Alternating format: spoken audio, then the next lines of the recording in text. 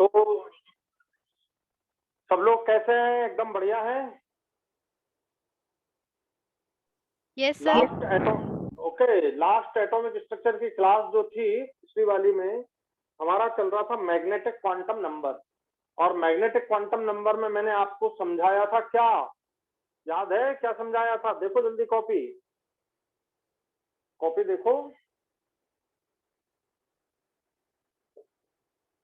Sir siemens effect. Okay, तो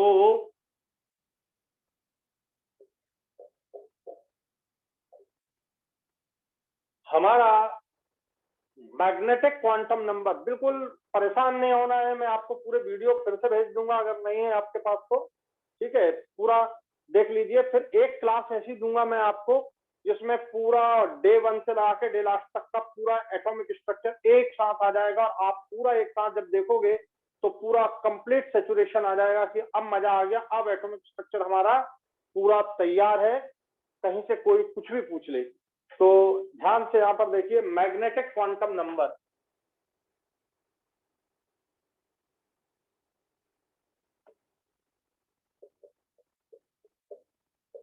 तो मैंने सबसे पहली बात मैग्नेटिक क्वांटम नंबर में आपको बतलाई थी कि मैग्नेटिक क्वांटम नंबर, जरा सा रिपीट करते हैं, कोई मुझे बोलते जाओ, तुम लोग बोलोगे मुझे अच्छा लगेगा कि मैग्नेटिक क्वांटम नंबर में सबसे पहली बात क्या थी?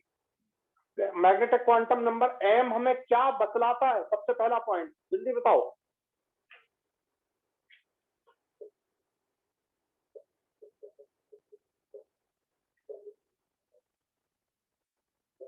ये बतलाता है, सब भूल गए हैं, खूब पढ़ना चाहिए, जम के पढ़ना चाहिए। पता है, एक मिनट भी अगर वेस्ट हो जाए, एक मिनट भी अगर वेस्ट हो जाए तो यहाँ जो है ना, दिल में तूफान आ जाना चाहिए कि मेरा एक मिनट चला गया। ये बहुत कीमती, दुनिया की, पूरी दुनिया की, जब से आपने पढ़ना स्टार्ट किया है और जब तक आप पढ़ेंगे, जब से आपने पढ़ना स्टार्ट किया, दैट इज फ्रॉम KG1, अगर हम और नीचे चले जाए प्ले ग्रुप में, जब से आपने पढ़ना स्टार्ट किया और जब तक आप पढ़ेंगे आगे MD MS जो भी IIT IIM जो भी, तो तुम ये एनालिसिस करना कि दुनिया की, हमने जब से पढ़ना स्टार्ट किया जब तक पढ़े, सबसे इंपॉर्टेंट क्लास कौन सी रही। तो तुम एनालाइज करोगे तो तुम सबसे इंपॉर्टेंट क्लास दोगे 11th। समझ गए? Most important class is 11th class. इससे इंपॉर्टेंट कोई क्लास है ही नहीं, इससे इंपॉर्टेंट कोई टाइम है ही नहीं, क्योंकि ये आपको लाइन देने वाली क्लास है। ये लाइन देने वाली क्लास है कि आप कहाँ, किस लेवल तक, किस ऊंचाई तक जाएंगे किसी लाइन में, उसके लिए सबसे इंपॉर्टेंट क्लास है 11th। वेल सर 12th नहीं, जिसका 11th तैयार है, जिसका 11th हाथों पर रखा हुआ ऐसा खिल रहा है 11th, तो 12th अपने आप हो जाएगा। भाइयों बच्चों, 11th क्लास इसलिए दुनिया की सबसे इंपॉर्टेंट क्लास मानी जाती है। किसी भी फील्ड में, वो चाहे कॉमर्स का फील्ड हो, चाहे वो मेडिकल का फील्ड हो, चाहे IIT का फील्ड हो, कोई सा भी हो, आर्ट का फील्ड हो, कोई सा भी हो, 11th is the most important class, क्योंकि वही आपका सब चीज को डिसाइड करने वाली है। इसलिए 11th क्लास का एक भी मिनट वेस्ट नहीं जाना चाहिए। मैं तो कहता हूँ एक मिनट बहुत बड़ी चीज होती है, अगर वेस्ट चला गया तो आपका। अगर अब तक गया है तो कोई बात नहीं, मैंने बता दिया, अब नहीं जाना चाहिए। तो number of orbitals in the subshell, ये पूरा डिटेल में मैंने पढ़ा दिया था। Then values of m for given l, ये मैंने पूरा पढ़ा दिया था। फिर आपको जीमैन इफेक्ट समझा दिया था,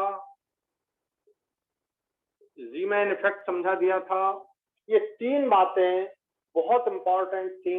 और आपको जीमैन इफेक्ट में orientation of orbital, orientation of orbitals, ये समझा दिया था आपको। ओरिएंटेशन ऑफ ऑर्बिटल थोड़ा सा, ज्यादा नहीं, लेकिन आपको ओरिएंटेशन ऑफ ऑर्बिटल के बारे में मैंने थोड़ा समझा दिया था कि क्या होते हैं।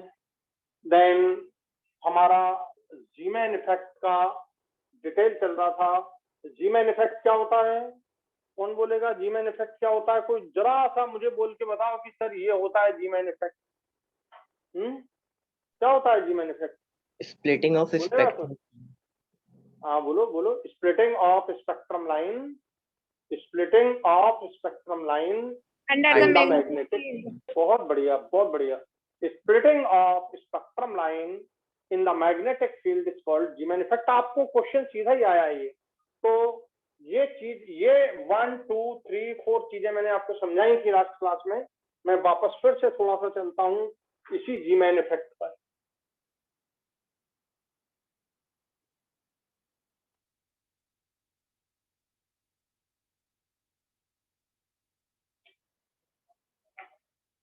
तो जो जी मैन इफेक्ट है,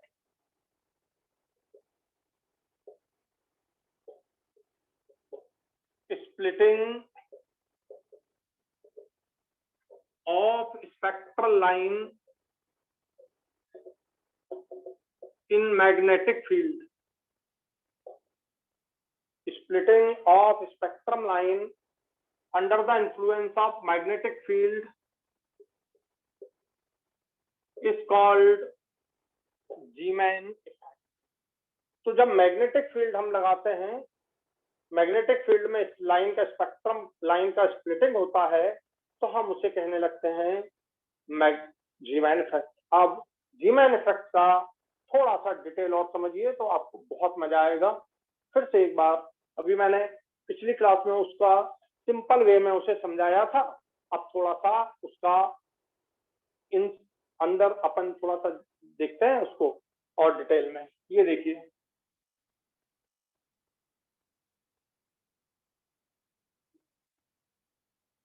ये पी सबसेल है,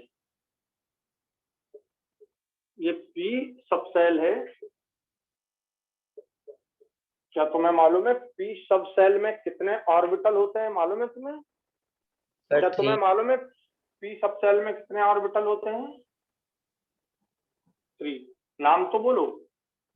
Px, Py and Z.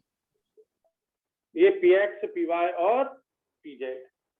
ध्यान से सुनना, पी एक्स का मतलब ये 3 एक्सिस होती है। एक एक्स एक्सिस होती है, सब जानते हैं एक्स एक्सिस। दूसरा वाई एक्सिस होता है, और तीसरा इसके परपेंडिकुलर ऐसा, इसके परपेंडिकुलर ऐसा बोर्ड फाड़ के उस तरफ निकल जाए, ऐसा ये पेन जैसा दिख रहा है, पर इसको हम इस पर रिप्रेजेंट करते हैं इस तरह से। ये जेड एक्सिस होता है, ये वाई एक्सिस हो गया, ये एक्स एक्सिस हो गया। तो आपका जो ओरिएंटेशन है, ध्यान से सुनिएगा, ओरिएंटेशन है पी का, ये पी सबसेल है, ये पी सबसेल है। इस पी सबसेल में 3 छोटे छोटे ऑर्बिटल, ये न्यूक्लियस हो गया। एक ऑर्बिटल ये है, ये देखिए डंबल शेप है, इसका नाम है पी एक्स ऑर्बिटल। तो ये आपका ऑर्बिटल है, ये P X orbital x axis पर ओरिएंटेड है। P X orbital oriented on the x axis, इसको आपने पी एक्स ऑर्बिटल कहा। The P X orbital oriented on the x axis. ये देखिए वाई एक्सिस है, इस वाई एक्सिस पर भी ऐसा ही, ये देखिए ये पी ऑर्बिटल, ये पी वाई ऑर्बिटल हो गया।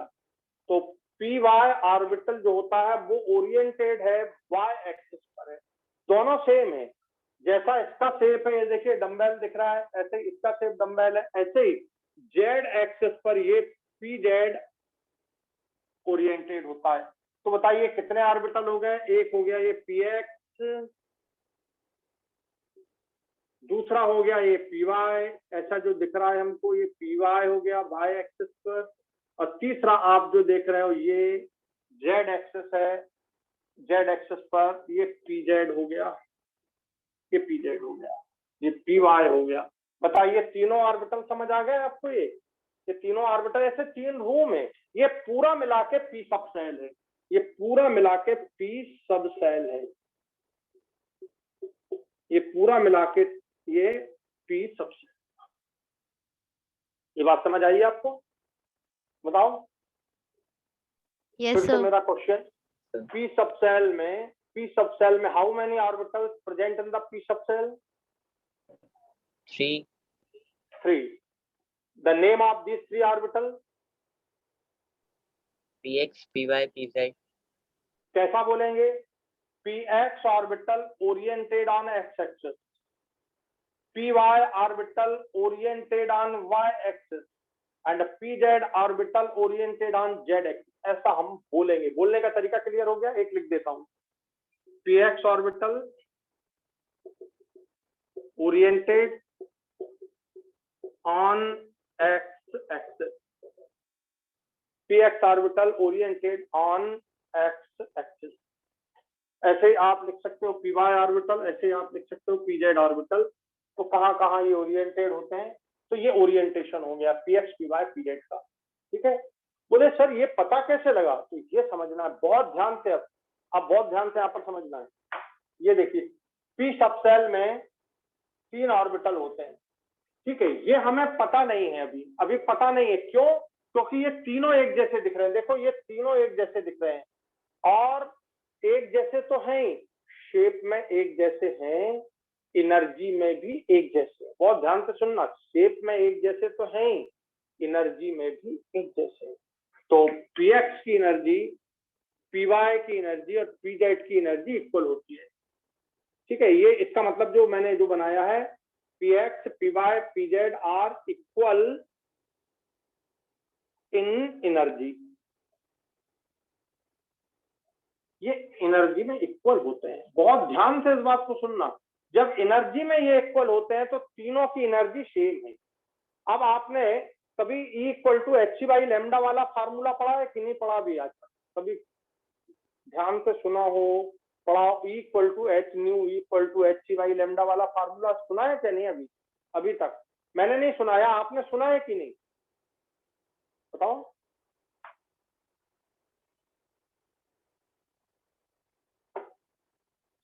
सुना है कि नहीं सुना है? ये वाला formula E equal to hc/λ। Yes, sir. हाँ Yes, sir. हाँ, h होता है प्लांक कांस्टेंट, h होता है प्लांक कांस्टेंट और c होता है वेलोसिटी ऑफ लाइट। ये दोनों कांस्टेंट है, h भी कांस्टेंट है और c भी कांस्टेंट है। वेलोसिटी ऑफ लाइट 3 × 10⁸ मीटर पर सेकंड होती है, तो होती है। तो h एंड c दोनों कांस्टेंट होते हैं और E इनवर्सली प्रोपोर्शनल टू ये हो जाता है लैम्डा, ठीक है। अब लैम्डा जिसकी एनर्जी इक्वल है तो लैम्डा भी इक्वल है, तो इक्वल इन एनर्जी तो इक्वल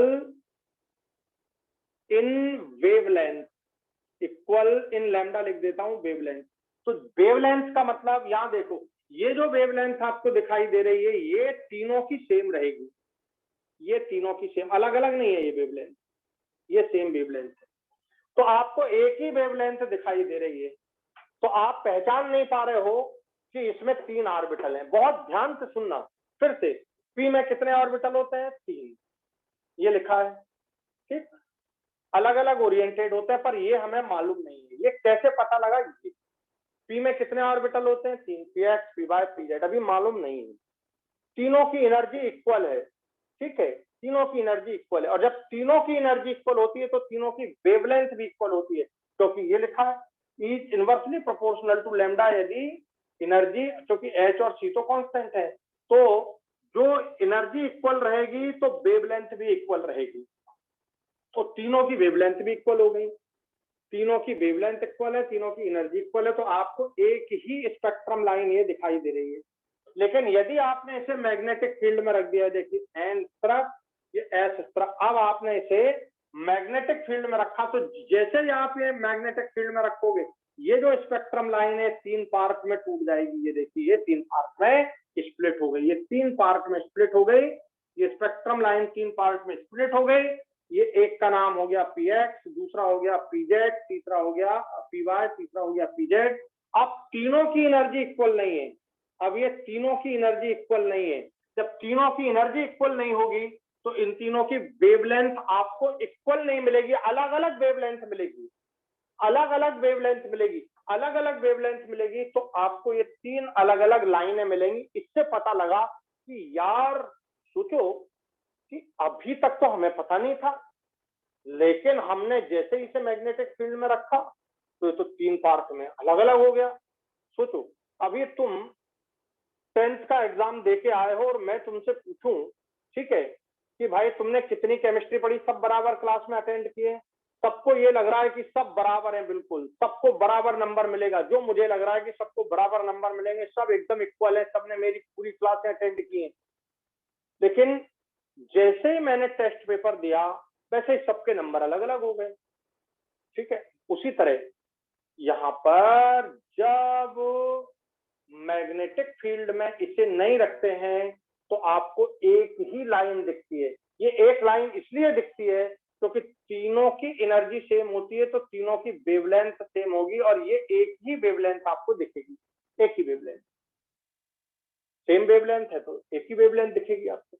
लेकिन जब आप इस वेवलेंथ को, इस स्पेक्ट्रल लाइन को, स्पेक्ट्रल लाइन मतलब वेवलेंथ, इस स्पेक्ट्रल लाइन को आप मैग्नेटिक फील्ड में रख दोगे तो ये तीन पार्ट अलग अलग शो करने लगेगी। यहाँ देखो, अभी ऐसा लग रहा है कि ये एक है, जैसे ही आपका मैग्नेटिक फील्ड में रखा, मारने गया, ये क्या हो गया, 5 में टूट गई है, 5, और दिया एक कलाम से तो खूब लगेगी 5 की, समझ आ गया, 5 में स्प्लिट हो गया यार ये। तो आप पहले समझ रहे थे कि एक ही स्पेक्ट्रम लाइन है, लेकिन जैसे ही मैग्नेटिक फील्ड में रखा तो आपको 3 स्पेक्ट्रम लाइन दिखने लगी।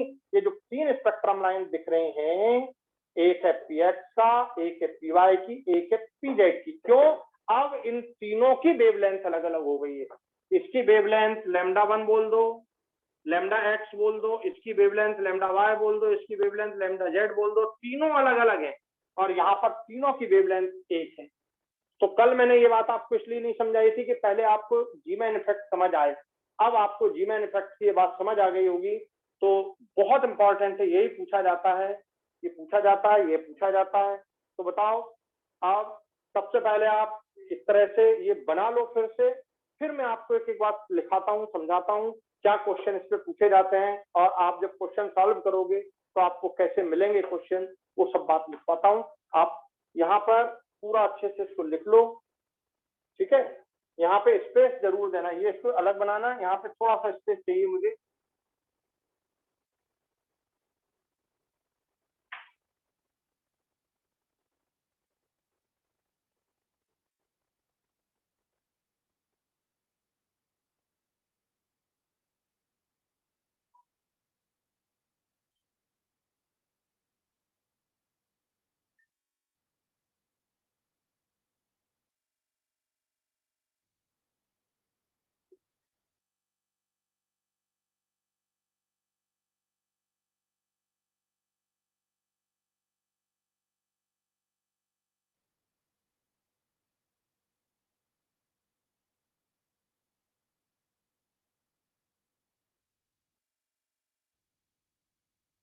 तो लिखा सबने? आप पहला क्वेश्चन यहाँ पर देखेंगे, लिख लिया आपने? हो गया नहीं हुआ अभी? यस सर, हो गया। तो मेरा पहला क्वेश्चन है, how many orientation present in the p subshell? तो आंसर दो, कितने ओरिएंटेशन? 3। कितने ओरिएंटेशन? 3। क्वेश्चन आता है कि पी सब सेल में कितने ओरिएंटेशन होते हैं? तो आंसर हुआ 3। और नाम पूछे जाए तो आप बता सकते हो कि there is p x, p y and p z. P x, p y and p z, these are 3 orientation. ठीक है, हटा दें अब इसको। अब बताओ, इस ओरिएंटेशन को पढ़ने का तरीका आ गया।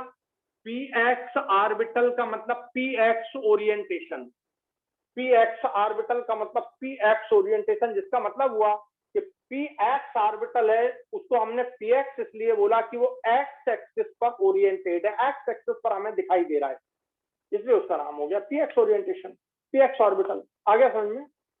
बोलो यस और नो, बोलते जाओ। Yes sir. यस और, ठीक। अब यहाँ पर देखिए, पी सब सेल में ये आपको यहाँ पर इक्वल एनर्जी के ऑर्बिटल दिख रहे हैं, इक्वल इन एनर्जी। और ध्यान से सुनना, जैसे मान लीजिए 3 स्टूडेंट टॉप करें, 3 स्टूडेंट फर्स्ट रैंक पर हो, तो फर्स्ट रैंक पर तीनों स्टूडेंट का नाम होगा, first rank, first rank, first, तीनों स्टूडेंट की रैंक फर्स्ट मानी जाएगी। ठीक है, यहाँ पर तीनों एनर्जी सेम है, तीनों की एनर्जी सेम है, और इन्हें जब एनर्जी सेम होती है तो हम बोलते हैं डीजेनरेट ऑर्बिटल। ये px ऑर्बिटल है, ये py ऑर्बिटल है और ये pz ऑर्बिटल है। तो px, py, pz तीनों ऑर्बिटल की इक्वल एनर्जी है, और जब इक्वल एनर्जी वाले ऑर्बिटल होते हैं तो इन्हें बोलते हैं डीजेनरेट ऑर्बिटल। तो ये हो गए डीजेनरेट ऑर्बिटल। ये क्वेश्चन आया है आपको, डीजेनरेट ऑर्बिटल। तो डीजेनरेट ऑर्बिटल का मतलब क्या हो गया बताओ? कोई क्वेश्चन पूछे what do you mean bye degenerate orbital, तो तुम क्या आंसर दोगे?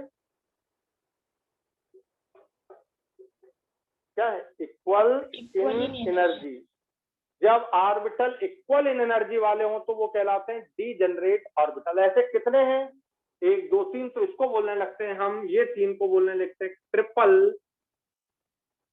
Degenerate orbital. अब आपको समझ आ गया? समझ आ गया ये? तो बहुत ध्यान से पढ़िएगा। इक्वल इन एनर्जी, जब ऑर्बिटल इक्वल इन एनर्जी में हो, when the energy of orbital is equal, they are called degenerate orbital। ऐसे ये कितने हैं? 3, तो हमने इसको बोला ट्रिपल डीजेनरेट ऑर्बिटल। ये ट्रिपल डीजेनरेट ऑर्बिटल आपको दिख रहे हैं, लिख लेंगे यहाँ पे सामने उसको। यस सर, लिख लिया। तो क्वेश्चन पूछा गया है आपसे कि ट्रिपल डीजेनरेट ऑर्बिटल का क्या मतलब है, तो हम आंसर देंगे 3 ऑर्बिटल जिनकी एनर्जी इक्वल होती है। There are 3 orbitals which have equal energy. ठीक है, तो ये हो गया आपका। और जब एनर्जी इक्वल होगी तो क्या इक्वल होगी बताओ जल्दी? एनर्जी इक्वल होगी तो क्या इक्वल होगी? वेवलेंथ। वेवलेंथ, जब वेवलेंथ इक्वल होगी, जब वेवलेंथ इक्वल होगी तो आपको एक ही लाइन दिखाई देगी। ये एक लाइन आपको दिखाई देगी। आ गया समझ में? ये एक लाइन जो आपको दिख रही है, ये वेवलेंथ इक्वल होने की लाइन है। हो गया क्लियर ये? अब जब वेवलेंथ इक्वल हो गई तो ये आपको एक लाइन दिखी। अब इसको मैग्नेटिक फील्ड में रखा तो आपको कितनी लाइनें मिलेंगी? ये बताओ, कितनी लाइनें मिलेंगी? 3। और तीनों लाइन की एनर्जी क्या हो गई है बताओ?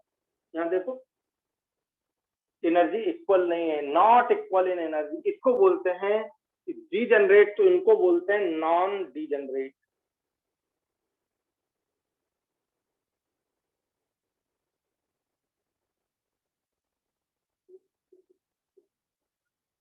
ये नॉन डीजेनरेट ऑर्बिटल है। तो आप बताओ नॉन डीजेनरेट ऑर्बिटल आपको कब मिले? नॉन डीजेनरेट ऑर्बिटल आपको मिले, नॉन डीजेनरेट ऑर्बिटल आपको मिले जब इनको मैग्नेटिक फील्ड में रख दिया तो एनर्जी इक्वल नहीं रही इनकी, ये एनर्जी इक्वल नहीं है, तो ये कहलाए नॉन डीजेनरेट और ये कहलाए डीजेनरेट। समझ आ गया?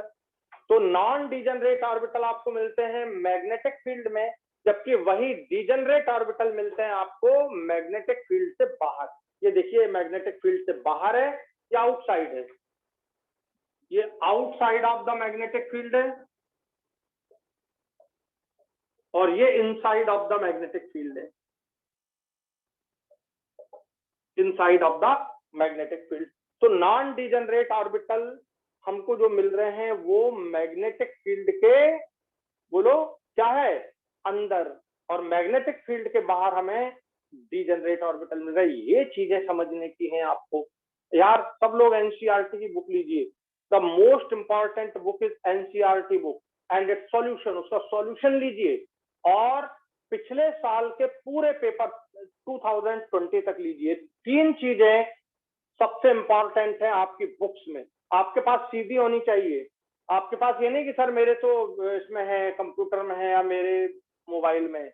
मोबाइल में जो है वो केवल कब देखने का है? जब आपके पास अवेलेबिलिटी ना हो तब। लेकिन आप ये तीनों ले लें, बुक होनी चाहिए हमारे सामने, तो जिसको हम पढ़ते हैं, जिसको हम देखते हैं, जिसपे हम अंडरलाइन करते हैं, जिसको हम बार बार पढ़ते हैं। क्योंकि जिस समय आपको रिवीजन करना होगा उस समय आप मोबाइल से रिवीजन नहीं कर पाएंगे, समझ गए? तो आप बुक ले लें ताकि आपको पढ़ने में अच्छा लगे। जो ये लाइट जो है ना, इसका आप दिन भर देखते हैं मोबाइल तो सिर में दर्द होने लगेगा, आपका आंखें खराब होने लगेंगी। आपको बुक लीजिए सब लोग, ठीक है? तो ये चीज पढ़ने में आ जाएगी फिर आपको। तो lambda x, lambda y, lambda z, ये तीनों अलग अलग हैं, इसलिए हमको 3 अलग अलग स्पेक्ट्रम लाइन दिखने लगी। इससे क्लियर हो गया कि पी सब सेल में 3 छोटे छोटे ऑर्बिटल्स हैं। अब आपको मुझे लगता है ये बात पूरे अच्छे तरह से क्लियर हो जानी चाहिए। हो गया नहीं क्लियर हुई? ये पूरा हो गया कि नहीं क्लियर? अब Yes, sir. तो एक भी क्लास मिस मत कीजिए। यदि आपकी एक भी क्लास मिस हुई तो फिर आप जो है वो दिक्कत में आ जाओगे, क्योंकि फिर वो मजा नहीं आता पढ़ने में।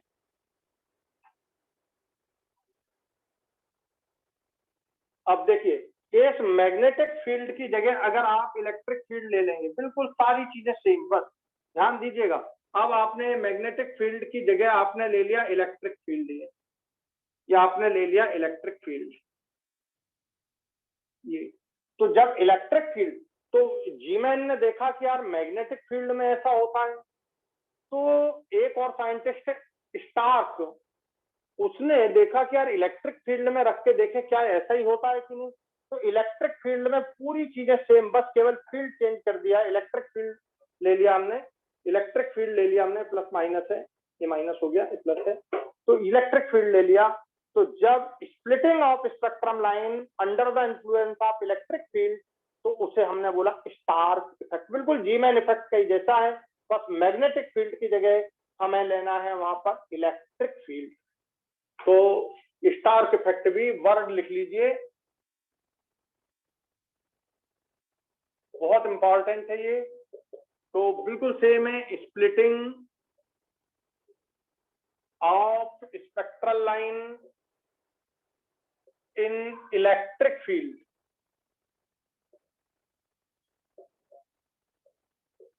इन electric field is called Stark effect. तो अगर splitting Stark effect electric field में हो रही है तो हम उसे कहेंगे स्टार्क इफेक्ट। बोलो समझ आ गया आपको? बोलो समझ आ गया आपको? Yes, sir. तो इसको लिख लें।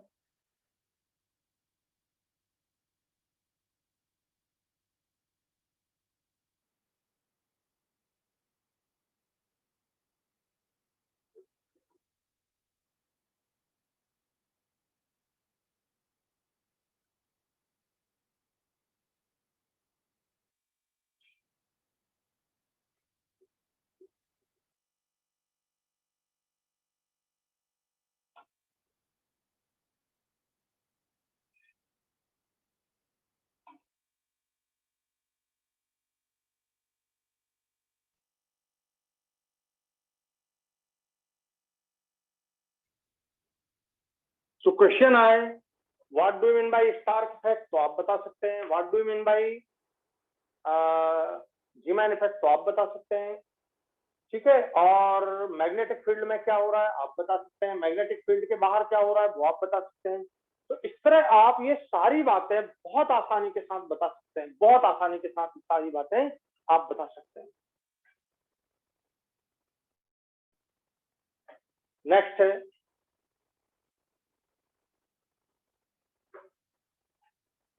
अब तो आप किसी में भी ले सकते हो। अगर आपने पी सबसेल ले लिया तो उसी तरह डी सबसेल ले लो, एस सबसेल ले लो। ये एस सबसेल है। एस सबसेल में देखो क्वेश्चन क्या आता है, देखिए ये आपने रख दिया, क्या स्प्लिटिंग होगी जल्दी बताओ, क्या स्प्लिटिंग होगी? स्प्लिटिंग नहीं होगी, क्योंकि इसमें एक ही ऑर्बिटल है, ये एक ही ऑर्बिटल है। तो एक को ये एक पैन है, इसको हम कैसे ब्रेक कर देंगे? ये ब्रेक नहीं होगा, ये तो जो है। तो इसमें स्प्लिटिंग नहीं हुई। एस ऑर्बिटल, क्योंकि ये एक ही है, ओनली वन ऑर्बिटल है एस, एस सबसेल में ओनली वन ऑर्बिटल है, इसलिए इसमें स्प्लिटिंग भी नहीं हुई। तो इसमें डीजेनरेसी शो नहीं करेगा। तो क्वेश्चन आता है कौन सा ऑर्बिटल डीजेनरेसी शो नहीं करता? तो आंसर हो गया एस ऑर्बिटल। क्यों नहीं करता? क्योंकि उसमें एक ही है, तो वो डीजेनरेसी कैसे शो कर सकता है? आ गया समझ में? तो एस नो डीजेनरेसी,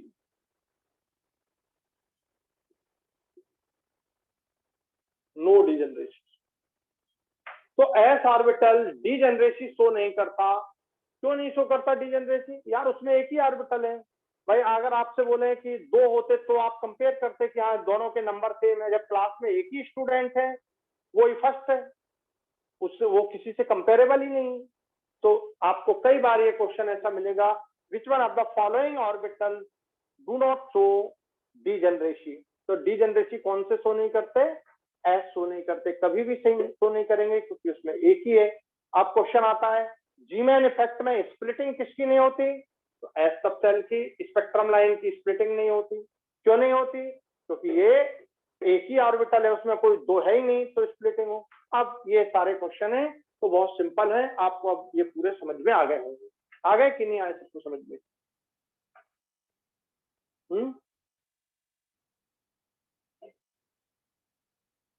तो बच्चों आ गए समझ में?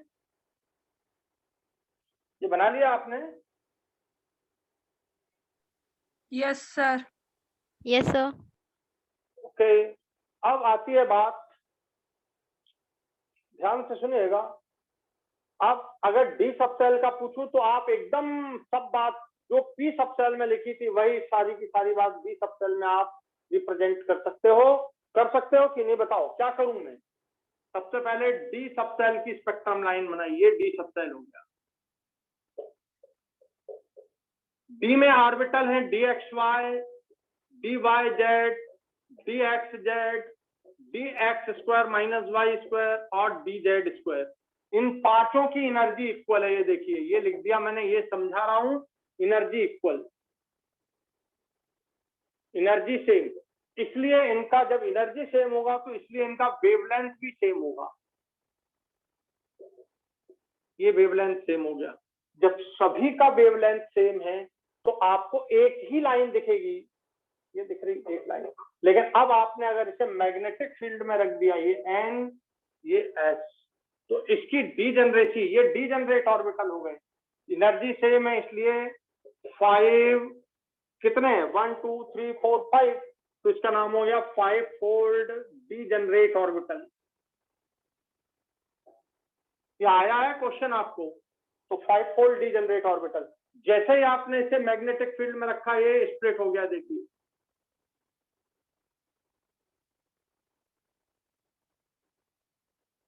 ये स्प्लिट हो गया। कितने पार्ट में स्प्लिट होता हुआ दिख रहा है? कितने पार्ट में स्प्लिट होता हुआ दिख? 5।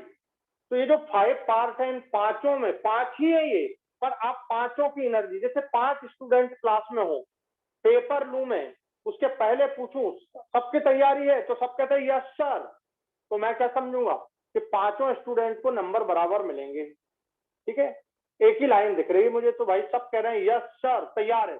और जब मैंने पेपर दिया 100 क्वेश्चन, तो किसी ने 90 किए, किसी ने 91 किए, किसी ने कुछ, मतलब क्या हुआ, सबके नंबर अलग अलग आए।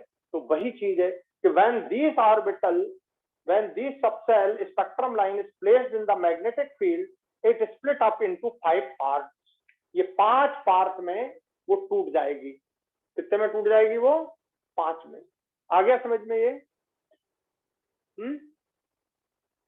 बोलो, क्लियर हुआ कि नहीं ये? तो अब इन पांचों को हम नॉन डीजनरेट, इन पांचों की एनर्जी अब इक्वल नहीं रहेगी, इन पांचों की एनर्जी अब इक्वल नहीं रहेगी, ये मैग्नेटिक फील्ड में नॉन डीजनरेट हो जाएंगे।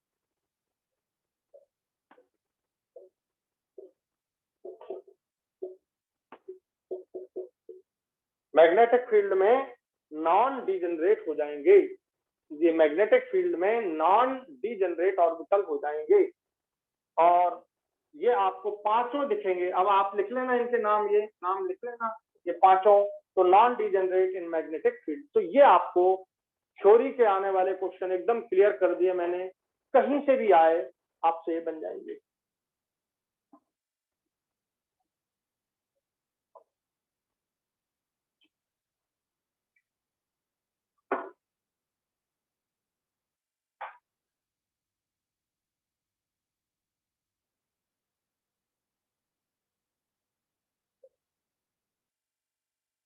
लिख लेंगे।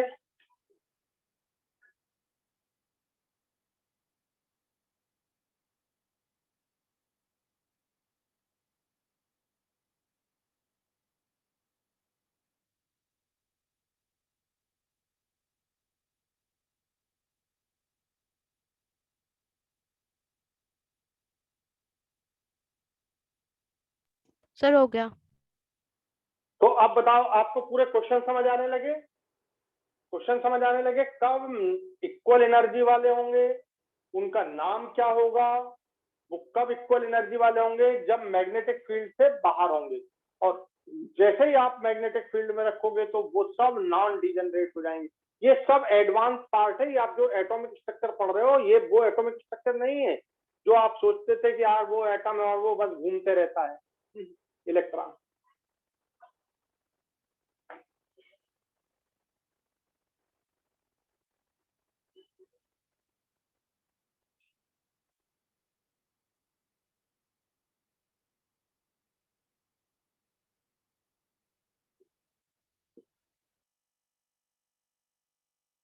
नेक्स्ट है, तो ये आपका मैग्नेटिक क्वांटम नंबर फिनिश हुआ। अब लिखिए spin quantum number.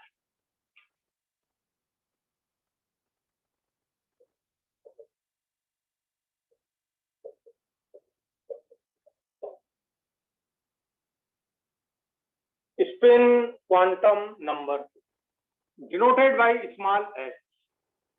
Spin quantum number को हम स्मॉल एस से रिप्रेजेंट करते हैं, स्मॉल एस से ही, ठीक है। और स्मॉल एस से जब हम इसे रिप्रेजेंट करते हैं तो अब ध्यान दीजिए, ये आपका हो गया न्यूक्लियस, ये आपका हो गया ऑर्बिट। ये ऑर्बिट में इलेक्ट्रॉन घूम रहा है। ये जो इलेक्ट्रॉन घूम रहा है ऑर्बिट में, तो ऑर्बिट में जब इलेक्ट्रॉन घूमता है तो हम उसे बोलते हैं ऑर्बिटल मोशन, ठीक है। ये इलेक्ट्रॉन के घूमने का, ऑर्बिट में जब वो इलेक्ट्रॉन घूमता है तो ऑर्बिटल मोशन। और जो अपनी एक्सिस पर घूमता है इलेक्ट्रॉन, ये इलेक्ट्रॉन जब अपनी एक्सिस पर, सपोज ये इलेक्ट्रॉन है, सपोज ये इलेक्ट्रॉन है, सपोज ये इलेक्ट्रॉन है और ये अपनी एक्सिस पर घूम रहा है। देखिए ये अपनी एक्सिस पर ऐसा घूम रहा है, ये ऐसा भी घूम रहा है ऑर्बिट पे, और ये अपनी एक्सिस पर भी घूम रहा है, ये ऐसा ही। अब ये एक्सिस पर घूम रहा है तो देखो या तो ऐसा घूमेगा या ऐसा घूमेगा, या तो क्लॉकवाइज घूमेगा या एंटी क्लॉकवाइज घूमेगा। तो एंटी क्लॉकवाइज या क्लॉकवाइज दो ही रोटेशन इसके पॉसिबल होते हैं। तो स्पिन क्वांटम नंबर में ये इलेक्ट्रॉन का ये हो गया एक्सिस, और इस एक्सिस पर इलेक्ट्रॉन या तो ऐसा घूम सकता है या ऐसा घूम सकता है। एक क्लॉकवाइज रोटेशन हो सकता है इलेक्ट्रॉन का, या एंटी क्लॉकवाइज रोटेशन होता है। तो स्पिन क्वांटम नंबर हमें बताता है कि इलेक्ट्रॉन अपनी एक्सिस पर कैसे रोटेट कर रहा है, क्लॉकवाइज या एंटी क्लॉक, डायरेक्शन बतलाता है। तो spin quantum number tells about the direction of rotation of an electron on its own axis. It tells about the direction of rotation of an electron on its own axis, खुद की axis पर, and it may be clockwise or anti-clockwise। यदि clockwise direction होता है तो हम S को इस तरह से रिप्रेजेंट करते हैं, प्लस हाफ इसका वैल्यू होता है, प्लस हाफ वैल्यू है। और अगर मान लीजिए एंटी क्लॉकवाइज डायरेक्शन है तो हमने इसको माइनस हाफ से रिप्रेजेंट कर दिया। और इसका रिप्रेजेंटेशन ऐसा हम कर सकते हैं, ये अपर डायरेक्शन एरो, ये लोअर डायरेक्शन एरो, ऐसा कर सकते हैं इनका, या ऐसा भी कर सकते हैं, एक वन साइड ऐसा एरो या ऐसा है, ऐसा भी यूज कर सकते हैं। तो क्लॉकवाइज के लिए हमने प्लस हाफ दिया, तो एंटी क्लॉकवाइज के लिए माइनस हाफ हम देंगे, ठीक है। तो ये दो वैल्यूज होती हैं, क्लॉकवाइज के लिए प्लस हाफ, तो एंटी क्लॉकवाइज के लिए माइनस हाफ। यदि क्लॉकवाइज है तो हम इलेक्ट्रॉन का रिप्रेजेंटेशन ऐसा अपर हेडेड एरो से रिप्रेजेंट करते हैं, और एंटी क्लॉकवाइज के लिए डाउन हेडेड एरो से रिप्रेजेंट करते हैं। तो इस तरह हमको स्पिन क्वांटम नंबर के दो वैल्यू मिलते हैं, यानी इलेक्ट्रॉन एक ही है। ये देखो अभी मैंने समझाया कि ये जो एक इलेक्ट्रॉन है, ये जो एक इलेक्ट्रॉन है, ये क्लॉकवाइज भी रोटेट कर सकता है, ये क्लॉकवाइज भी रोटेट कर सकता है, और ये एंटी क्लॉकवाइज भी रोटेट कर सकता है। तो एक ही इलेक्ट्रॉन के दो वैल्यू पॉसिबल हो सकते हैं, लिख सकते हैं हम। पर यदि हमने प्लस हाफ लिख दिया तो फिर सिंगल इलेक्ट्रॉन में कोई प्रॉब्लम नहीं है, फिर आगे समझाएंगे, अभी इतनी सी बात लिख लें क्योंकि नहीं तो आप फिर कंफ्यूज हो जाएंगे। तो स्पिन क्वांटम नंबर हमको क्या बतला रहा है, पढ़ के बताओ। It tells about the direction of rotation of electron on its own axis. तो अपनी एक्सिस पर जो डायरेक्शन ऑफ रोटेशन बतलाने वाली क्वांटम नंबर है उससे हम कहेंगे स्पिन क्वांटम नंबर। वैसे भी तुमने स्पिन बॉल पढ़ी होगी ना, कि यार उन्होंने कहा यार सचिन तो स्पिन बॉल फेंक रहा है, तो स्पिन का मतलब क्या, वो रोटेट करते हुए जाती है।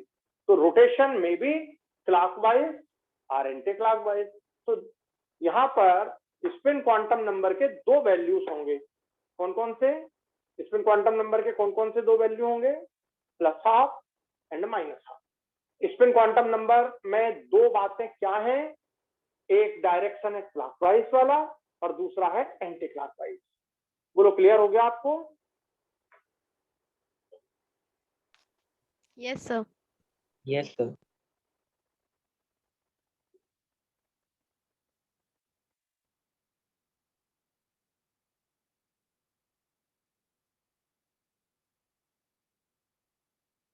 तो इस तरह हम स्पिन क्वांटम नंबर को पढ़ सकते हैं, उसे देख सकते हैं, महसूस कर सकते हैं इलेक्ट्रॉन के रोटेशन को क्लॉकवाइज एंटी क्लॉकवाइज।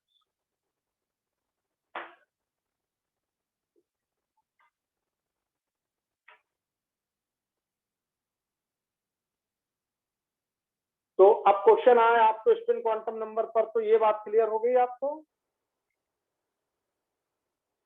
ये बात क्लियर हो गई आपको, और ये बात भी क्लियर हो गई आपको।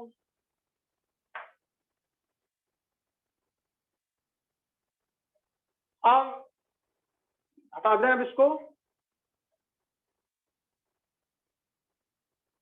Yes, sir.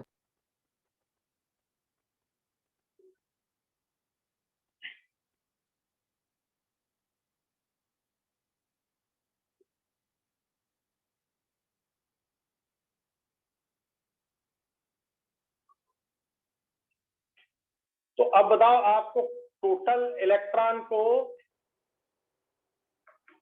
इलेक्ट्रॉन को टोटल रिप्रेजेंट करने के लिए कितने क्वांटम नंबर की जरूरत पड़ी, बताओ।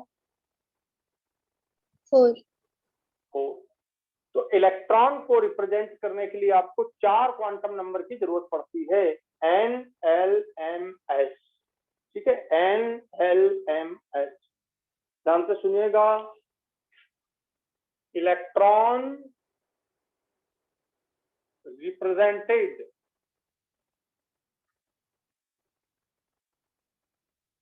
Bye n l m s, ये चारों क्वांटम नंबर जब तक आप नहीं बतलाएंगे तब तक इलेक्ट्रॉन को पूरी तरह से रिप्रेजेंट नहीं कर सकते हम। तो all the 4 quantum numbers required for the complete representation of the electron. तो ये हो गया, बहुत इंपॉर्टेंट बात लिख रहे हैं अब आप। अगर आपको ऑर्बिटल करना हो, ऑर्बिटल रिप्रेजेंटेड बाय, तो स्पिन नहीं रहेगा इसमें, स्पिन रहेगा इसमें, आपका स्पिन नहीं रहेगा इसमें, एन होगा, एल होगा, एम होगा, ये 3 इसमें स्पिन नहीं रहेगा। ऑर्बिटल के लिए आप एन एल एम लिखेंगे, ऑर्बिटल के लिए आप एन एल एम लिखेंगे। ठीक है, सबसेल को रिप्रेजेंट करना है तो आपको केवल एन और एल की जरूरत पड़ेगी, इसकी जरूरत आपको नहीं पड़ेगी। और ऑर्बिट रिप्रेजेंट करना है केवल, तो आप केवल एन की जरूरत पड़ेगी, इनकी जरूरत नहीं पड़ेगी। कितनी इंपॉर्टेंट बात है, जब मैं इस पर क्वेश्चन कराऊंगा तब आपको समझ आएगा। और अब आपका ये पॉइंट पूरा क्लियर होना चाहिए कि इलेक्ट्रॉन के लिए एनएलएमएस, ऑर्बिटल के लिए एनएलएम, सबसेल के लिए एन और एल, और शेल दैट इज ऑर्बिट के लिए केवल एन क्वांटम नंबर होता है। बोलो क्लियर हो गया सबको ये?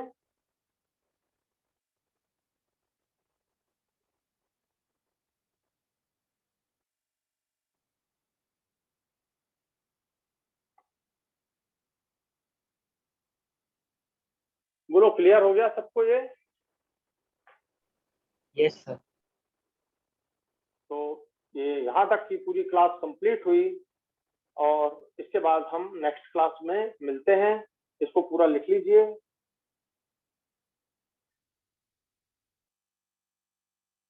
सर लिख लिया। Okay, thank you very much. बस ऑफ करते हैं आज की class. Thank you very much. जय हिंद, जय भारत। बढ़िया से पढ़ाई कीजिए, ठीक है? Thank you, sir.